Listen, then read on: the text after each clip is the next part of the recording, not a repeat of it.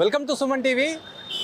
గత 2 రోజుల క్రితం ప్రవేశపెట్టినటువంటి బడ్జెట్లో అయితే తీవ్రంగా అన్యాయం జరిగింది తెలంగాణకని కాంగ్రెస్ నాయకులు పెద్ద ఎత్తున కూడా ధర్నా చేపట్టారు. ఎందుకంటే కేవలం బీజేపీకి సంబంధించినటువంటి అక్కడ అధికారంలో ఉన్న వాళ్ళకే దీనికి సంబంధించినటువంటి నిధులు ఇచ్చారు, మాకు ఇవ్వలే, తెలంగాణకు అన్యాయం జరిగిందని అంటున్నారు. మరి దీనికి సంబంధించి మాట్లాడడానికి మనతో పాటు మాట్లాడడానికి నుడా చైర్మన్ కేశవేన్ ఉన్నారు. మాట్లాడే ప్రయత్నం చేద్దాం.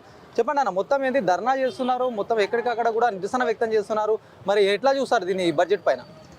బడ్జెట్ పైన తెలంగాణ రాష్ట్రానికి బీజేపీ మొదటి నుంచి కూడా ఏదైతే చెప్తుందో మొదటి నుంచి కూడా తెలంగాణ రాష్ట్రానికి బీజేపీ వ్యతిరేకమే.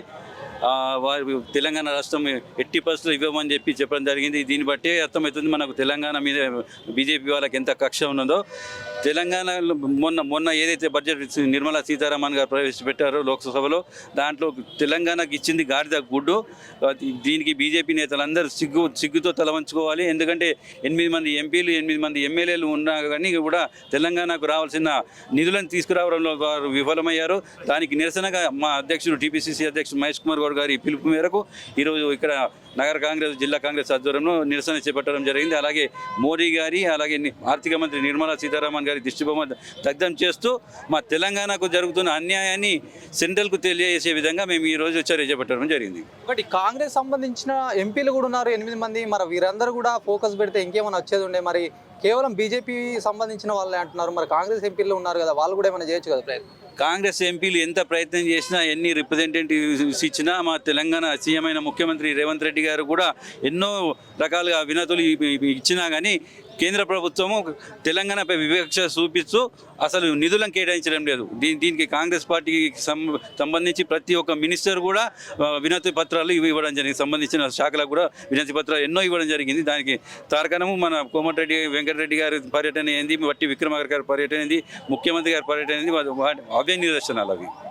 రైట్. మరి మనతో మాట్లాడడానికి ఉర్దూ అకాడమీ చైర్మన్ తాహిర్ భాయ్ ఉందాయి గారు ఉన్నారు. అన్న చెప్పండి, మొత్తం కూడా ఈ సబ్కా సాత్ సబ్కా వికాస్ అనే నినాదంతో ఈ బడ్జెట్ అయితే ఉందని చెప్పి బీజేపీ చెప్తుంది. మరి మీరేం చెప్తారు?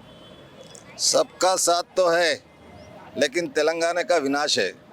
तेलंगाना की रियासत में नया रियासत जो आज तेलंगाना आगे बढ़ रहा, उसमें हमारे चीफ मिनिस्टर साहब 1 महीने में 5 मरतबा सेंट्रल मिनिस्टरों से मिलकर, सेंट्रल मिनिस्टरों के साथ साथ प्राइम मिनिस्टर साहब से भी मिलकर उन्होंने यहाँ के आवाम की तरफ से जो यहाँ के मजबूरियाँ हैं, यहाँ के तकालीफ है, यहाँ का डेवलपमेंट है, उसके लिए रिप्रेजेंटेशन किए।